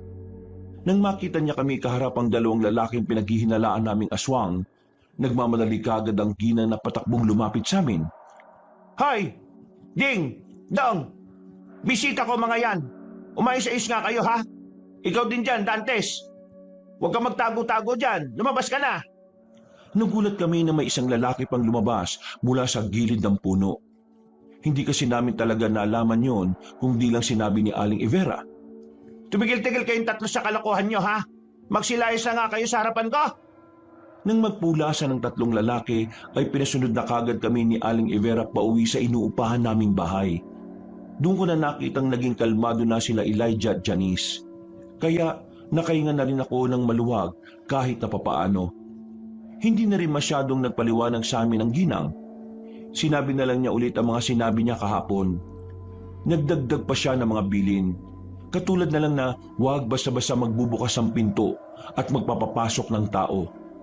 Sa pagkakataong ito ay mas seneryoso na talaga namin yon. Lalo na ngayong alam na talaga namin na may mga aswang sa nayon na yon. Mabilis na lumipas ang oras. Pagkatapos naming magapunan ay nagkanya-kanya na kami ulit. At dahil hindi ako makapag-concentrate sa pag-aayos ng mga nangyari nung araw na yon, naisipan kong maligo dahil nga masyadong malapit sa balat ang hangin sa may labas. Pagkatapos kong maligo ay magjowa naman ang sabay na naligo. Hinayaan ko lang sila. Tapos na ako magbihis at inihahanda na ang para sa article. Naghimay-himay na ako ng mabibigat na katanungan na hanggang mga oras na yon ay hindi pa rin nasasagot. Wala pa kasing matinong makausap sa nayon. Dahil sa pagkaabala, hindi ko pa pala naisuot ang kwintas nang may kumatok sa main entrance ng inuupahan naming bahay. Nagmadali pa akong lumapit sa pinto dala ang cellphone ko. Pero natigilan ako nang maalala ang sinabi ni Aling Ivera kanina bago kami alisan. Hindi ko alam kung paano may papaliwanag to. Pero sige, ganito na lang. Kapag merong mga kumatok ng kahit na anong oras, kahit umaga, tanghali o hapon, gabi o madaling araw, huwag niyong pagbubuksan kagad. Kahit boses ko pa ang marinig niyo sa labas. Magtatanong kagad kayo kung sino at kapag hindi sumagot sa loob ng 5 segundo, huwag niyong bubuksan. Po? Bakit po? Saka ko na lang ipapaliwanag. Magkagabi na, kailangan ko nang umuwi. Basta sundin niyo lang ang mga piling ko. Hindi kayo mapapahamak. Total, ginusto niyo namang magpunta rito sa nayon namin. Magtiyaga kayo sa kung anong meron dito. Nagmaalala ko mga yon, ay bumalik ako sa kwarto at sinuot kagad ang kwintas. Eksakto naman na lumabas na sina Elijah at Janice na parehong nakatapis. Narinig din nila ang walang tigil na pagkatok kaya sabay-sabay kaming lumapit sa pinto.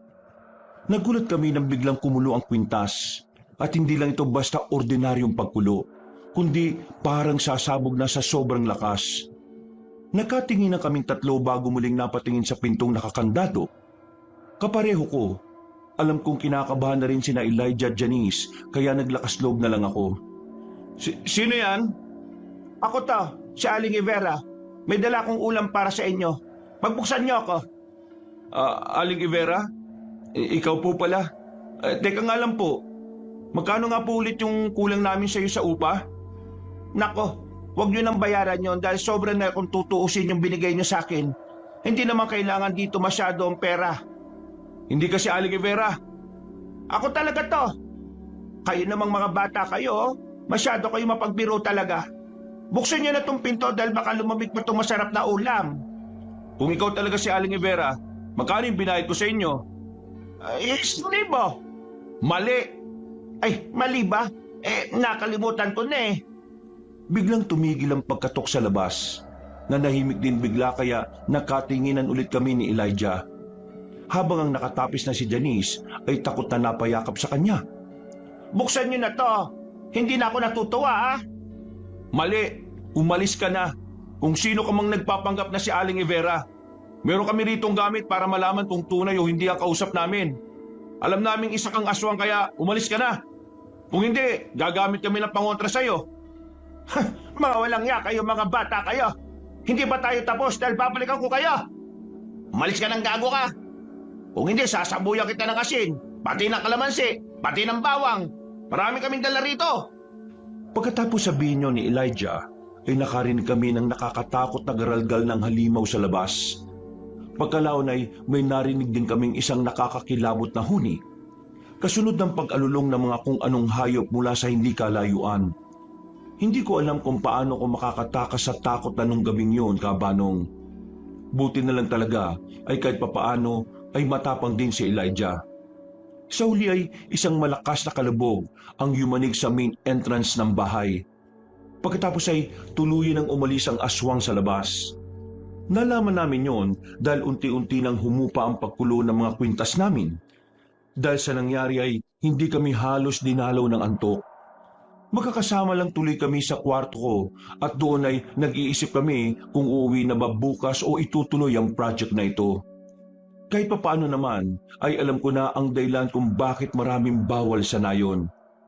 Hindi ko nga alam kung papaano ito ilalagay sa article.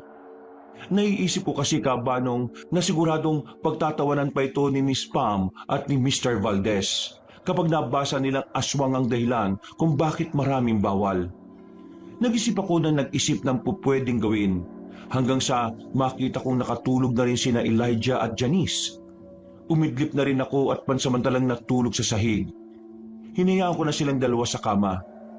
Bago tuluyang dagitin ng karimlan ng diwa ko, naalala ko lang bigla ang sinabi sa akin ni Lolo Tikoy.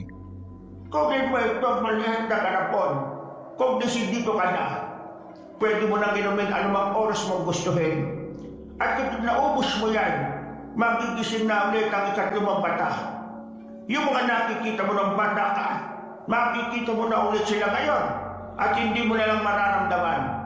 Sa totoo lang, hindi naman dapat natin kinatatakutan ng pagkakaroon ng ikatlong mata.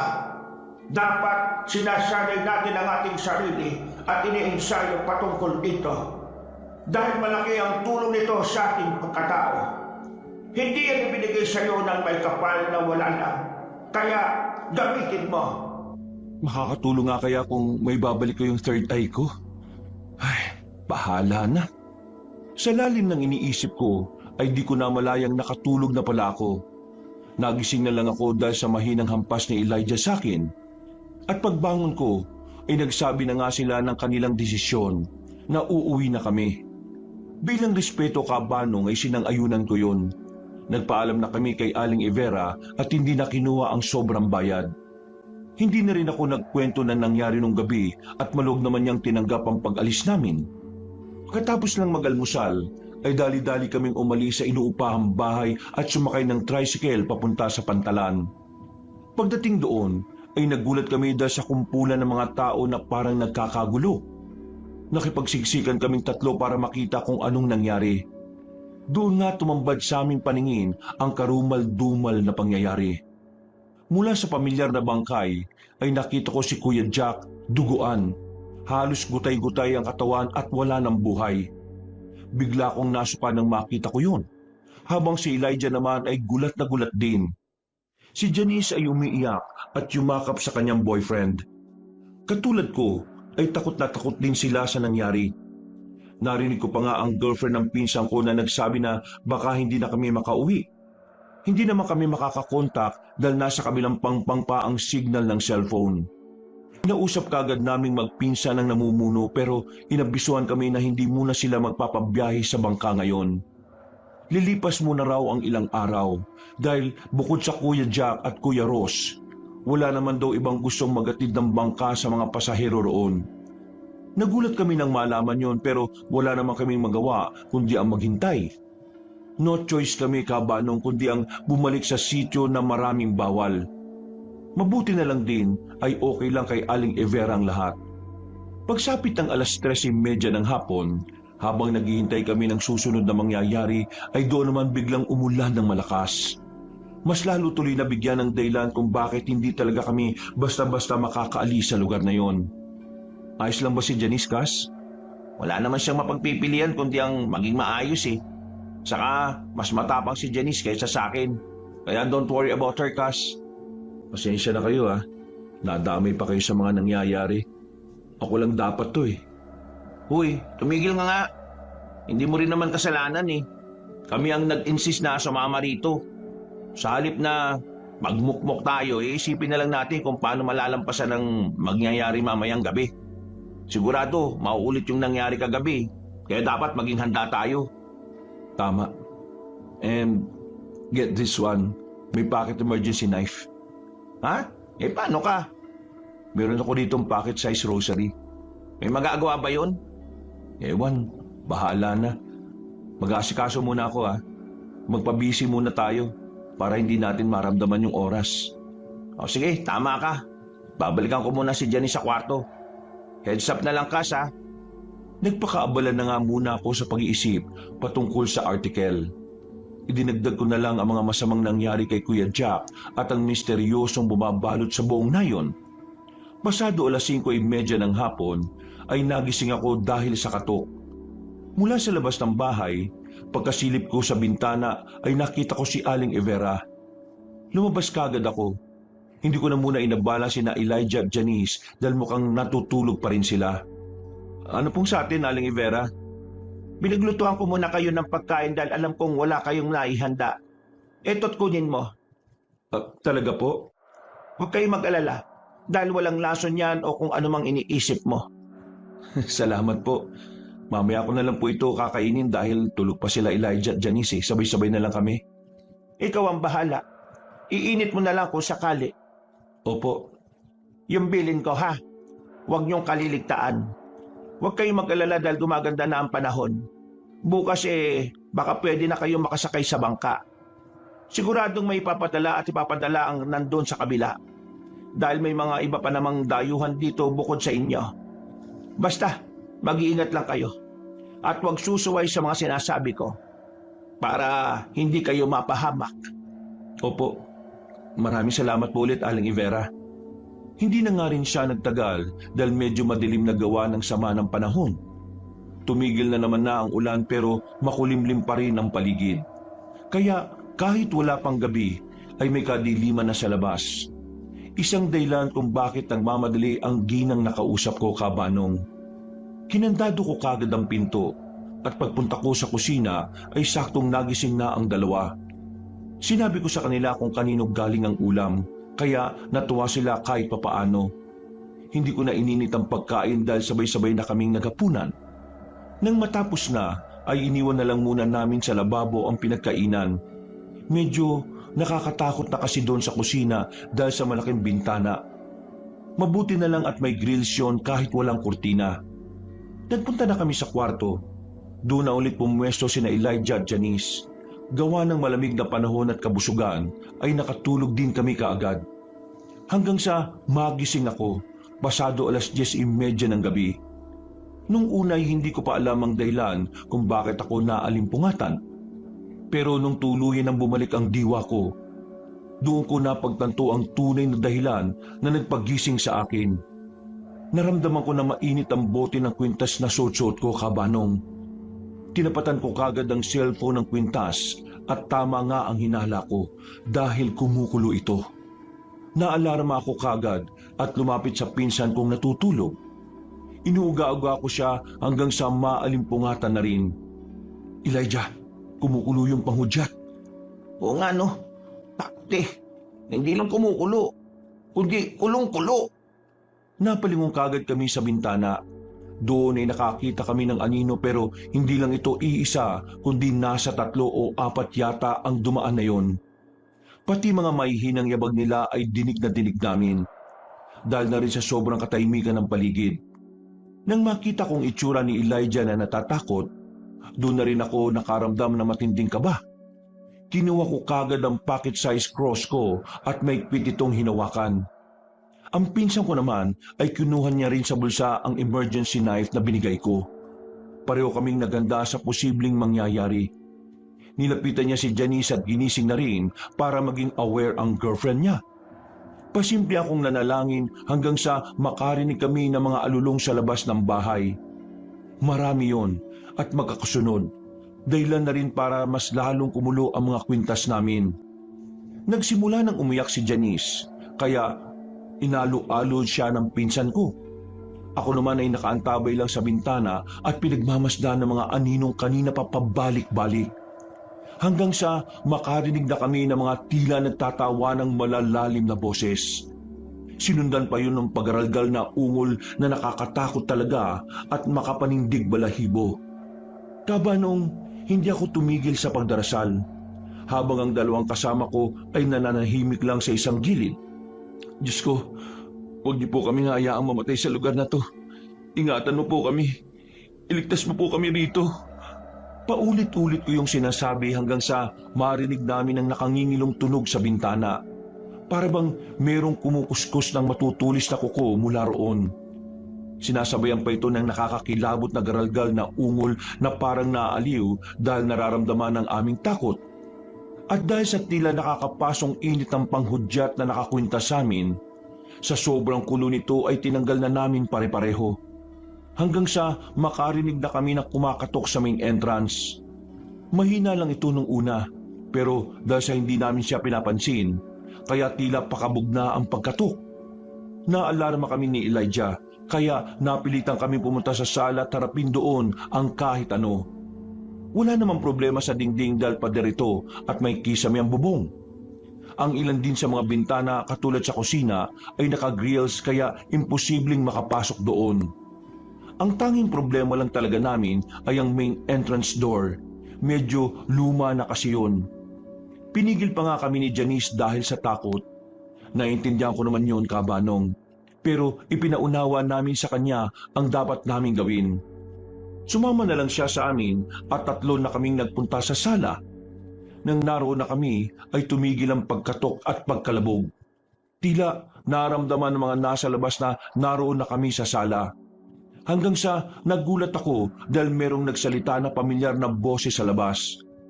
Kuya Lloyd, pagbuksan mo naman ako. Hindi na ako makauwi sa bahay dahil madilim na eh. Baka mapahamak ako dito sa labas. Gistoni? Ako nga po, kuya. Parang awa mo po, buksan mo na po itong pinto.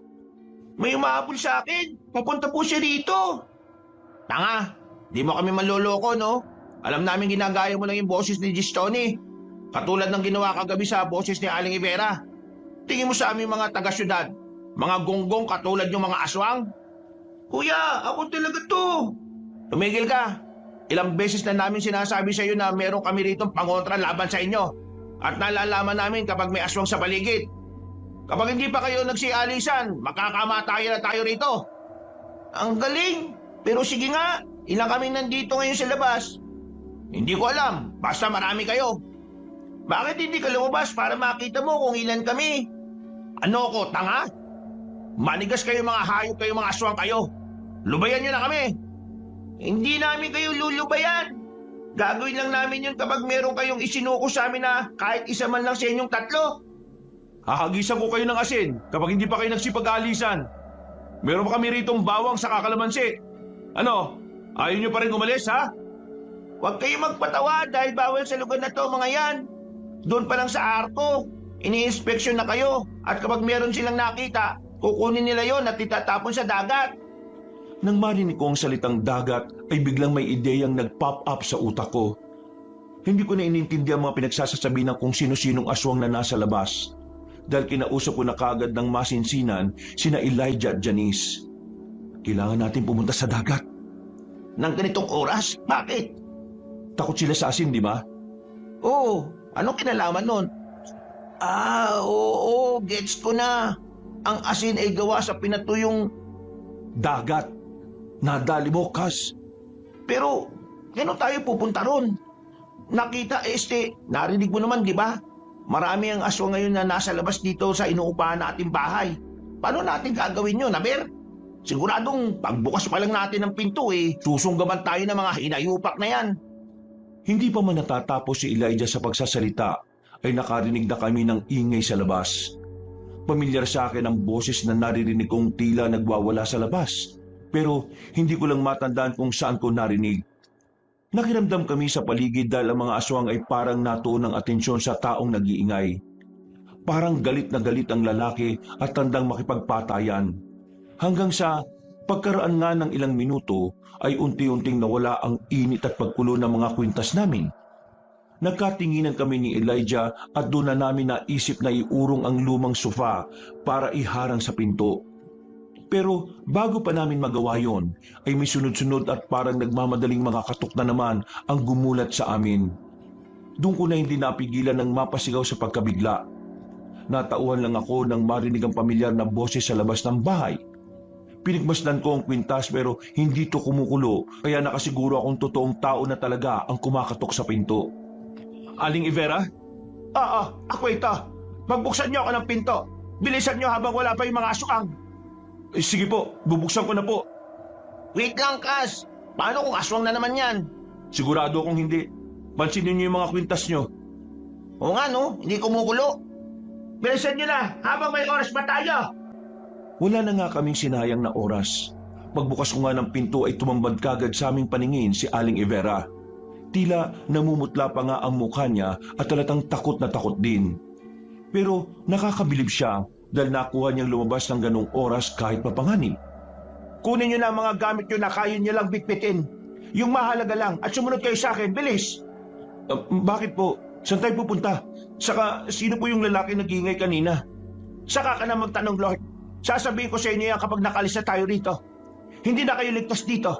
Kaya doon ka na muna kayo patutuloyin sa bahay ko. Bilisan niyo ang pagkilos bago pa sila makabalik at papatay tayong lahat dito sa labas. Opo, sige po. Natataranta na nga ang mga kilos namin ni na Elijah at Janice habang kinukuha na nga namin ang mahalagang gamit namin sa kwarto. Pagkatapos noon ay binigyan kami ni Aling Ivera ng instruction na ikandado ulit ang mga pinto ng bahay at sinunod naman namin yon. Maya-maya pa ay umalis na nga kami sa lugar na yon at sumunod na sa gitna ng bahay niya. Mabilis lang naman kaming nakarating doon. Dahil nga halos kalapit lang naman namin yung bahay na inuupahan namin. Pagpasok namin sa loob ay sobrang dilim. Nang buksan ko na ang cellphone para magkailaw, binawalan kami ni Aling Ivera. Pinusunod niya lang kami ng magkakahawak hanggang sa dinala na niya kami sa basement ng kanyang bahay. Nagulat ako dahil meron din palang mga ganong klase ng bahay sa mga probinsyang katulad nito. Kung titingnan kasi sa labas ay parang maliit lang talaga ang bahay niya at isang palapag. Nang nasa ilalim na kami ay doon pa lang siya nagbukas ng ilaw. Nagulat man ay hindi na rin kami nagtanong patungkol sa ilaw dahil may mga importanteng bagay kaming kinakaharap ngayon. Mabutit na abutan ko pa kayong buhay. Ano pong ibig niyo sabihin? Simula nang tumuntong kayo rito, target na kayo ng mga aswang na nakatira rito. Yung mga nakainkwentro niyo sa mga nakalipas na gabi, kahit nung hapon na nakita ko kayo, lahat yun ay may kinalaman sa aswang. Dahilan kung bakit maraming bawal dito sa sitio na yon. Mga walang asin, kalamansi, bawang at kung ano-ano pang pangontra. Yun ay dahil hindi lang pinamumugaran ng aswang ang lugar na ito, kundi ang namumuno rito ay mga aswang. Kung ganun po aswang din kayo? Hindi. Marami-rami pa rin kaming mga tao dito na pilit na nakikipagkasundo sa mga aswang na yon. Kung nakikipagkasundo kayo sa kanila, bakit niyo po ba kami tinutulungan? Baka kayo naman po ang balikan nila. Hindi na kaya ng konsensya ko, lalo na nung mamatay ang bangkerong yon. Si Kuya Jack po? Anak ko si Jack at asawa ko si Ross. Siya yung lalaking nagwawala kanina sa labas, yung nakikipagpatayan sa aswang. Hala ka, baka po kung mapano yung asawa niyo. Hindi ko na mapipigil pa si Ross dahil sa ginawa ng mga aswang sa anak ko. Ang tanging paraan na lang na naisip ko para makabawi sa lahat ng kasalanan ko, para maisip kong may tama akong ginawa para sa anak ko, ay ang mailigtas kayo. Kailangan nyo nang makalis dito dahil hindi kayo titigilan ng mga yon hanggat hindi nila kayo napapatay. Paano mo kami makakaligtas dito kung pag-aalaga mga aswang sa labas ngayong gabi? Itong underground namin, matagal tong ginawa ng asawa at anak ko. Walang nakakaalam sa lugar na ito maliban sa aming tatlo. May malit na tunnel silang ginawa hanggang dun sa tulay na malapit sa Pangpang. Magdating natin sa dagat, hindi na nila kayo basta-basta susundan doon. Lalo na kapag nakasakay na kayo sa bangka. Sasama ako kayo hanggang doon. Pero paano po kayo? Hindi ko iiwan ang asawa ko. Ihahatid ko lang kayo at kapag nasiguro ko ng ligtas na kayo, babalik ako. Kaya tara na, huwag na tayo mag-aksaya ng oras. Habang abala pa sila sa pakikipaglaban sa asawa ko. Hindi ko alam kung anong mararamdaman ko noon, Kabanong. Pero sa loob-loob ko po talaga ay takot na takot ako. Pinipilit ko lang ang sarili ko dahil sa pinsan ko kay Janice. Bago kami lumabas ng bahay, nagulat kami na merong ibinigay sa amin si Aling Ivera. Tig-isa kaming supot ng asin, dinurog na bawang at kalamansi na napigana. Palihim na nagdadala si Jack at Ross na mga to para paganda sa ganitong pagkakataon. Kaya sa palagay ko, ito na ang oras para gamitin ito. Tara na! Binuksan niya ang isang maliit na pinto at mula roon ay magkakasunod kaming pumasok. Nauna siya, sumunod ako at sa likod ko naman si Janice at sa pinakaduloy si Elijah. Palud lang kami gumagapang dahil maliit lang ang lagusan. Ganun pa man ay muluwag ito at kasya ang 2 tao kung tutuusin. Nagmamadali na kami hanggang sa makarating kami sa ilalim ng tulay. Nang maramdaman kong malamig na samyo ng hangin na nanggagaling doon, ay nangilabot ako. Aling Ivera, hindi po ba delikado ang pagpunta ron sa Pampang? Delikado, kaya nga tayo mag-iingat. Halina kayo, lumabas na kayo at huwag na tayong gagawa ng masyadong ingay. Tinulak niya ang maliit na harang at bumungad na sa amin ang labas. Lalo kong naramdaman ang malamig na samyo ng hangin, Kabanong. Kaya mas lalo kong nangilabot at kinabahan. Dito palang nag-sink in sa akin talaga ang sinuong kong panganib. Ganito pala talaga ang buhay ng katulad kong trabaho. Bigla tuloy ako ulit nagsisisi na sana ay hindi na lang ako naghangad ng mas magandang karir. Nahanap ko nga ngayon ang pinakasagot matapos aminin ni Aling Ivera ang lahat-lahat. Pero dahil din dito ay nadamay pa sina Elijah at Janice. Kaya hindi ko po talaga mapapatawad ang sarili ko, Kabanong, kung sakali mang may mangyaring masama sa kanilang dalawa. Nang nasa labas na kami, ay ibinalik ni Aling Ivera ang harang. Pagkatingin ko'y hindi na nga halatang may lagusan doon, kaya namangha ko kahit na papaano. Ang buong akala ko ay sa mga palabas lang makakakita ng mga ganon. Meron din pala sa totoong buhay. Saan na po tayo pupunta, Aling Ivera? Sa gilid lang tayo dadaan. Bilisan nyo. Nandun pa kasi sa kabila ang mga aswang dahil doon tumakbo ang asawa ko. Katulad ng usapan namin. Magtutuloy-tuloy lang kayo at kung sakaling may makita kayong sa tingin nyo'y aswang, huwag kayong mag-alinlangan na sabuyan ng mga binigay ko sa inyong asin, kalamansi at bawang. Pagkatango ay sumunod na nga kami kay Aling Ivera. Magkakasunuran pa rin kaming lumakad, pero ako na ang nahuhuli. Nakakita na kami ng kabahayan, kaya mas lalo kaming nagmadali. Pamilyar na sa akin ang lugar na yon dahil dito namin kinausap ang batang si Gestoni. Kaya sigurado kong malapit na ito sa dagat. Habang patuloy naming tinatahak ang daan, ay bigla kaming napahinto. Sa isang bahay kasi ay nakarinig kami ng malakas na hiyaw ng batang lalaki. Dahil dito ay sabay-sabay kaming nagtago sa isang gilid. Nakarinig kasi kami ng mga pagbukas ng pinto at pamilyar na boses mula sa batang umiiyak. Nagulat ako sa nakita namin dahil ang nanay mismo ni Gestoni ay hinahatak sa palabas ng kanilang bahay. Nakatali ang kamay at paa ng bata sa kahoy at yun ang hinihigit ng ginang palabas. Nay, parang awa niyo na po. Huwag po. Si Gestoni yun ah. Huwag niyo po akong ibibigay sa mga aswang, Nay. Nay, huwag po. Anong nangyayari at bakit siya hinahatak palabas ng magulang niya? Aling Ivera, ano pong nangyayari dito? Nay, hindi na po uulit. Hindi na po ako makikipag-usap sa mga dayo. Hindi na po ako magsasabi kung ano-ano. Pakawalan niyo na po ako, Nay. Huwag niyo po ako ipapakain sa mga aswang. Ayaw ko pa pong mamatay. Nay!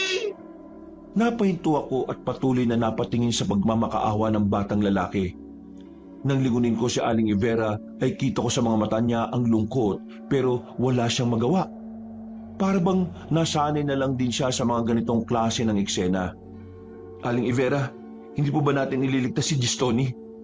Kung gagawin natin yon, Masasayang lang ang pagtakas natin dito.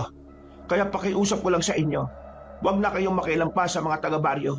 Pero bata po yun. Naririnig yun naman po yung sinasabi niya, di ba? Nagmamakaawa siya. Ibig sabihin, ipapakain talaga siya ng sarili niyang magulang sa mga aswang? Mahalaga pa bang malaman niyo yon?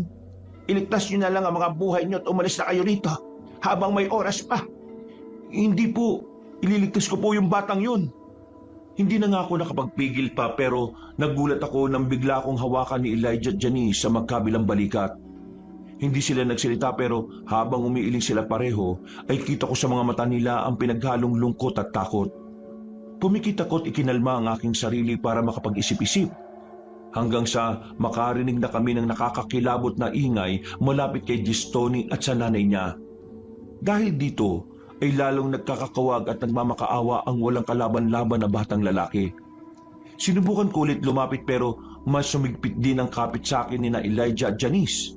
Alam kong handa silang makipagpambuno sa akin para lang pigilan ako sa naiisip kong plano. Kaya naman hindi na ako umalma pa. Tama rin naman kasi ang sinabi ni Aling Ivera na unahin na namin iligtas ang sarili namin. Nang aalis na kami ay biglang nagdatingan ng mga tao. Pero alam kong hindi sila ordinaryong tao dahil nagsimula ng kumulo ang mga suot naming kwintas na panghudyat. Napahinto kami sa isang gilid at nagtagong apat. Mula roon ay pinagmasdan namin kung ano ang kahihinatnan ni Gistoni. Iyak pa rin siya ng iyak at halos mapaos na siya. Tingin ko nga po kabanong ay napaihi na siya sa salawal dahil sa pagkagimbal. Maya-maya pa, lumapit sa kanya ang matandang lalaki. Napansin ko ang ekspresyon sa mukha ni Aling Ivera na tila natatakot na makita ang nasabing lalaki.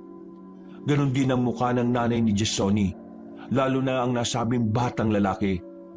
Maya-maya pa ay mas lalo kami nagulat nang makita kung ano ang hawak ng nasabing malaking lalaki. Napansin kong natutop ni Aling Ivera ang bibig niya para pigilan ang sarili na makagawa ng ingay. Pagbaling ko sa kanya ay umiiyak na siya ng tahimik. Dahil doon ay napalingon ako ulit sa malaking lalaki. At doon na nga nanlaki ang mga mata ko dahil ang hawak-hawak pala nito ay ulo ng tao. Ulo mismo ni Kuya Ros. Kitang-kita namin yon dahil tiyempo na lumitaw ang bilog na buwan pagkatapos na masamang panahon kanina. Dilat pa ang mga mata ng kaawa-awang lalaki. At binalandra lang yon ng malaking tao sa harapan mismo ni Gistoni na takot pa rin. Pinuno, parang awa niyo na po. Hindi na po ko uulit. Huwag niyo po akong papatayin. Hinawakan na siya sa ulo ng malaking lalaki. Ang nanay naman ng batang lalaki na natili lang na nakayukod na tila ayaw din makita ang kahinatnan ng sarili niyang anak. Kami naman sa pwesto namin ay patuloy lang din sa pananahimik. Kahit ang totoo ay takot na kami.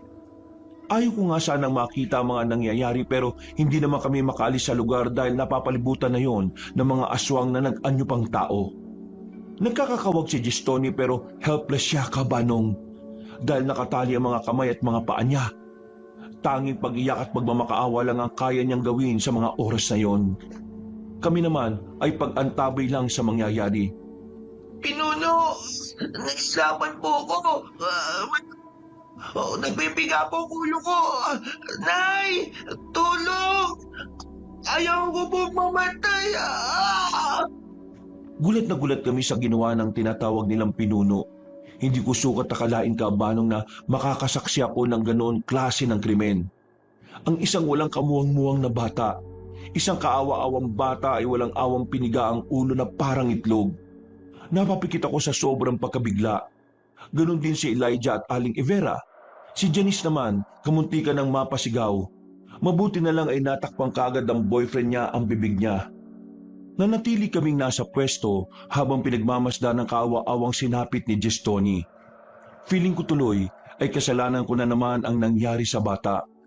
Naisip ko na kung di ko siya kinausap nung araw na yon ay hindi siya parurusahan ng ganito ng kanyang nanay. Napaluha ko ng tahimik katulad ni Aling Ivera.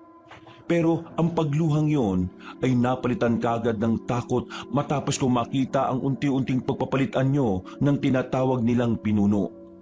Kitang-kita ko ang pagbabago ng mukha niya. Mula sa bruskong anyo ay mas lalo pang naging mabagsik. para siyang naging isang taong aso pero walang buntot. Gamit ang matatalim niyang mga ngipin, ay nilantakan niya ang napisang ulo ni Gistoni. Narinig pa nga namin ang paglagutok ng mga buto sa bahaging yun, pagkalaon ay sa kanya lang hinagis ang natirang katawan ng bata sa iba pang aswang. Ang mga naroon ay nagpalit na rin ng anyo katulad ng tinatawag nilang pinuno. Pero mas maliit lang. Pare-pareho silang mga mukhang aso pero mas mabagsik pa. Dahil sa sobrang takot ay hindi na napigilan ni Janice ang kanyang sarili. Napasigaw na siya at napatakbo, kaya naman napatingin sa kinaroroonan namin ng mga aswang. Nagtama pa nga ang mga mata namin ng pinuno, kaya nakita ko kung paano siya ngumiti ng makahulugan. Pero nang makita niya si Aling Ivera, ay biglang bumagsik ang mga mata niya. Malayo man ay nararamdaman ko ang matindi niyang galit para sa ginang, kaya naman umaksyon na rin ako, kahit ang totoo ay nanginginig na ang tuhod ko sa takot. Tumakbo na tayo! Bilis na! Kinang mauna tumakbo. Pagmadali kayo sa pangpang at maghanap kayo ng mga bangka. Sumakay na kayo at sa oras na nasa dagat na kayo, hindi na nila kayo gagambalain. Pero paano po kayo? Sinabi ko naman sa inyo, hindi ba? Hindi ko iiwan ang pamilya ko. Katulad nila, dito na rin ako mamamatay. Tumakbo na kayo! Lord, bilisan niyo! Dahil papalapit na sila!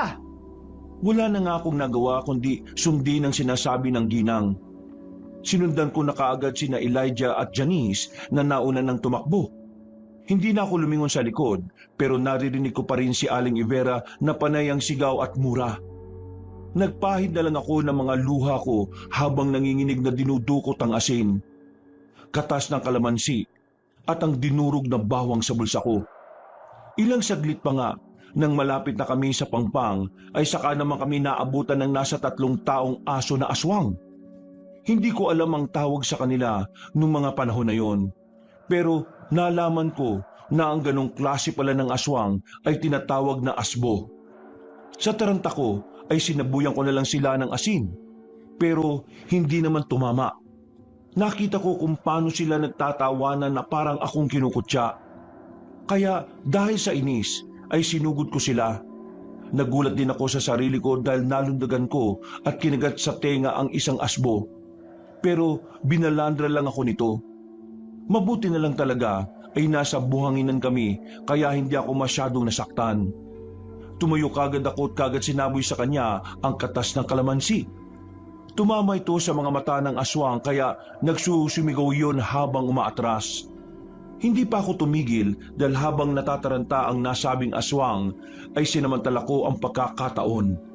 Ang asin ay binudbud ko lang sa bibig niya dahil nakita ko siyang nakanganga. Nang malunok ngayon ay bigla siyang humandusay sa buhanginan at nangingisay-ngisay hanggang sa mawala na siya ng buhay. Ano? Lalaban ka pang hayop ka? Dapat lang sa'yo yan. Sige, sugod pa! Ano, ha? Nang makita naman ng isa pang aswang ang ginagawa ko, ay tila natakot yon. Kaya umamba-amba ko, saka tumakbo papunta sa kinaroroonan ng pinsan ko. Lord, dito! Nandito kami! Dito ka pupunta! Papunta na ako dyan, Kas! Bilisan mo na! Huwag ka nang lumingon-lingon pa! Bilis! Nakita kong tinutulak-tulak na ni Janice ang isang bangka na nakita nila. Nagmamadali akong tumakbo pero nang malapit na ako ay may lumagapak na kung ano sa harapan ko. Nang tingnan ko ito ng mabuti ay biglang nanlaki ang mga mata ko. Dahil ulo pala yun ni Aling Ivera. Napapikit na lang ako at nagpatuloy hanggang sa maramdaman ko na ang dampi ng tubig dagat sa paa ko. Inabot ni Elijah ang kamay ko at saka ako sumakay. Paglingon ko sa mga aswang ay nakaabang lang sila sa pangpang kasama ang tinatawag nilang pinuno. Narinig ko pa ang pag-alulong nila bago ko sila pagmumurahing lahat. Dahil ayun lang ang naisip kong gawin na ganti sa lahat ng nangyari. Hindi ko na nga po alam kabanong kung paano namin nasagwa ng bangka. Yun lang kasi ang first time namin na gawin yon. At sa biyaya ng Diyos ay nakaalis kami sa liblib na sityo na yon. Ligtas na tayo, Kas. Hindi ko alam, Elijah. Hindi ko talaga alam. Ligtas na nga talaga tayo. Wala na nga tayo sa sityo na yon. Nandito na tayo sa laot, oh. Hindi na nila tayo mahahabol. Tama, hindi na nila tayo mahahabol pa. Salamat sa Diyos. Salamat talaga, Kas. Salamat, Janice. Salamat at buhay kayo. Salamat at buhay tayo. Diyos ko po, gusto ko nang umuwi. Makakauwi na tayong lahat. Nagkayakapan na lang kaming tatlo habang nag-iiyakan. Hanggang sa tuluyan ng makalayo ang bangka namin sa isla. Pagdating namin sa kabila, maagang maaga ay sinabi kagad namin ang lahat sa kinauukulan doon. Pero pinagtawanan lang kami. Doon ko na naisip na hindi mabibigyan ng hustisya ang mga nangyari. Unfortunately, Kabanong, umuwi akong talunan. Hindi kasi pinaniwalaan ni Mr. Valdez ang mga statement ko. Ginawa ko raw katatawanan ng project. Hindi naman ako naggalit o nagpaliwanag pa dahil expected ko nang hindi siya maniniwala. Nagsorry rin ako kay Miss Pam at nag-resign na kagad pagkatapos ng insidenteng yon. Pero sa biyaya pa rin ng Diyos ay nakahanap ako ng isang trabaho sa isang publishing house at isa sa pinaguhugutan ko sa paggawa ng horror story ay ang karanasan ko. Ang totoo po niyan ay marami pa rin akong tanong hanggang sa mga oras na ito. Unang-una na ay ang misteryosang matandang babae na pinangalanan ko na nga lang Manang D. Dahil hanggang ngayon ay hindi ko pa rin siya nakikilala. Ngayon, Kabanong, ay may asawa na ako at isang anak. At nasa akin pa rin ang binigay ni Lolo Tikoy. Minsan ay iniisip ko na inumin na ito para mabalik na ang third eye ko. Pero parang may pumipigil pa rin sa akin. Wala na akong balita sa nasabing isla, pero pinangako ko sa sarili ko na di na ako babalik doon. Ito po ang aking kwento, Kabanong, mga kayanggaw at kabangers. Nawa po ay nagustuhan ninyo. Palagi pong mag-ingat ang bawat isa sa atin at huwag na huwag kakalimutan dumulog sa Panginoon. Dahil ang pinakamabisang sandata sa lahat ng gawa ng kaaway, mapaaswang man, engkanto, mangkukulam o anumang klase ng kampo ng kadiliman, ay ang panalangin at pananalig ng totoo sa Diyos na buhay. Ako po uli si Lord, at ito po ang aking kwento. Mga kabangers, mga kayanggaw, maraming salamat po, si Kabanong po uli ito. Thank you po sa pagsubaybay nyo sa bagong kwento natin. Ako po'y naglalambing sa inyo na sana po'y mabisita nyo rin yung dalawa pa nating channel, ang Pamela Clamil channel kung saan nagnanarate po ako bilang si Lolo Pael at bilang ako rin po as Kabanong. At sana idalawan nyo rin po yung bagong channel natin, ang Kabanong version 2.0 kung saan meron pong moving images na doon. So meron na po kayo mapapanood habang pwedeng nakikinig rin po kayo sa ating narration na meron na pong music and effects. Kaya mas maganda po yun. Sana po'y mabisita nyo at makapag-subscribe kayo para makasama po kayo sa first 100,000 subscriber ng channel na yon. Ilalagay po namin sa pin comment ang link ng mga nasabing channel para madali nyo pong mahanap. Hanggang sa susunod na kwento, wakas!